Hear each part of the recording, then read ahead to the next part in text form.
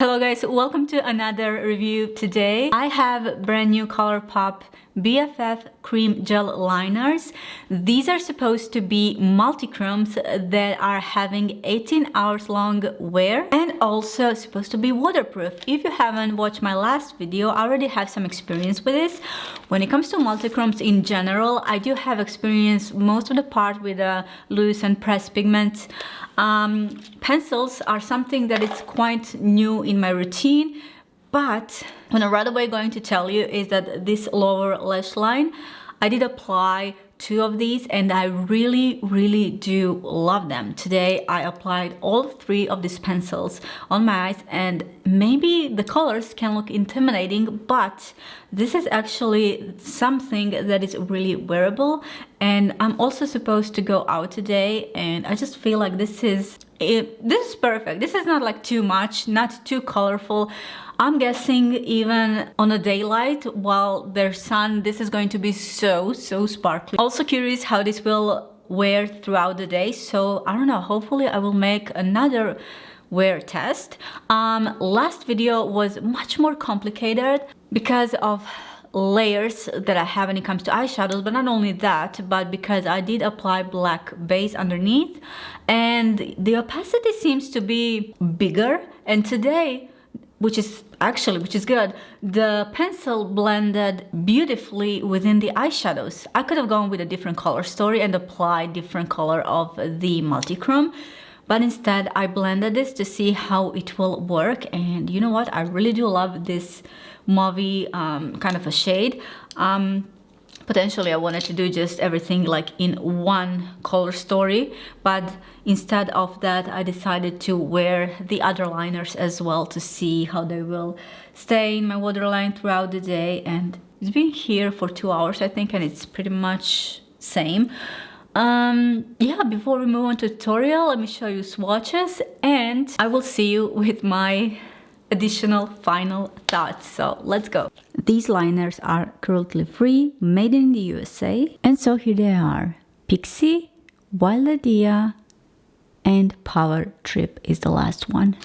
I finally received my order from ColourPop Bff Creme Gel Liner.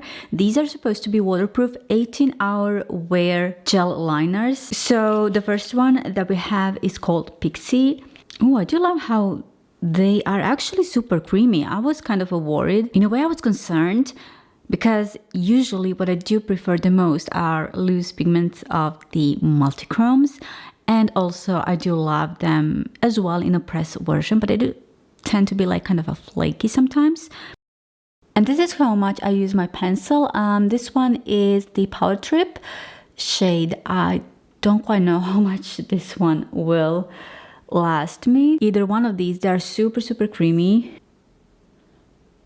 Okay, let me show you all 3 swatches so you can see better. The shift is real. I think I picked the one that shifts the most, and I don't know, I do love the undertone. Okay, quickly, I just wanted to see in comparison with one of my favorite loose pigments. What's the difference? So here's how the loose pigment looks like compared to, just one swatch compared to these pencils. Let's quickly do a water test. So I will spray this with the water. Oh, and I can see by the way water acts that it might be waterproof. Totally waterproof. I don't know if it's smudge proof, but let's just check what happens when I remove the water. Wow. See? Oh, I can see a little bit now coming off. But you know what? The good test also will be in the waterline, how it will act throughout the day. Yeah, I can see here that it is a little bit, it came off. Everything else stayed pretty much, you know, the same. I do have a little bit of transfer here from this. In my last tutorial, I used Power Trip and Wild Idea. I was thinking to, for today's look, to use Pixie shade, mainly this shade. We'll see if I will incorporate any of these as well. The undertone reminded me so much of one of the multichromes from Natasha Denona, so I will show that one as well. First things first, I need my base and I'm using Pillows shade in 02. Today I'm gonna start with the Huda Beauty Pretty Grunge palette, shade Beauty Chaos, and you guys, I am loving this shade. It is such a gorgeous shade. I'm gonna have a lot of fallout, so I have to be careful how I pick up the product. It is a specific undertone, so I was kind of struggling to find something that complements this specific shade. I want full opacity of this shade, and I will go a couple of times back and forth. And I am also taking clean blending brush for the edges, even though this can seem like this is like a medium tone of a depth. I can really build this up. And I'm trying to stretch this color like as much as I can towards my eyebrow, but I'm always starting from the center when it comes to applying the eyeshadow, and then just lift the color wherever it needs to be spreaded. Today's tutorial will be a different one than the last one. Last one was way more complicated, layered, in a sense that I did use a black base and even layering more eyeshadows. To lighten up everything, I'm using this light shade underneath my eyebrow. This is from Lumiere de Verre palette from Tom Ford. I will also use that light shade here, and you may ask like what am I doing? It's just blending into my skin, but this transition right here towards this previous shade will be blending even better, so I'm going around the edges. I don't know, I feel like I want to go once again with the Beauty Chaos, and that's it. I don't know, I feel like no matter how many times I go with this one, like once I blend it kind of disappears, and I can always add more. Next one from Natasha Denona Mini Starlet palette. I am using shade Per Se. This is kind of a deeper version of the previous shade. It's not 100% match, but it's pretty close, you'll see what I mean. And I wish we have incorporated this color into the Starlit palette. It would be so much better, because this shade from Huda Beauty, me personally, I am loving it. I also wanted this shade to the previous shade, kind of a peek through. I don't want to close everything with a deeper shade. Going once again with the same shade. Also, what I want to do with the same shade, I want to close this outer portion of my eye, connect everything, but just half the way through. And now I want to use shade Midnight Cherry from Jewel Temptation, holiday release from Pat McGrath.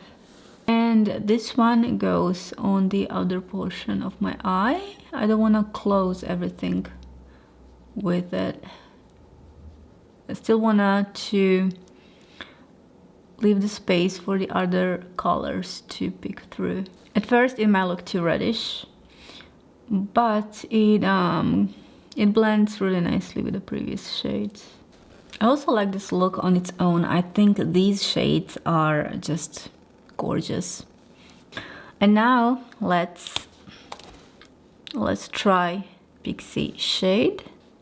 I think this one acts differently. It's applied here on just bare skin, and also when it's blended within the eyeshadow.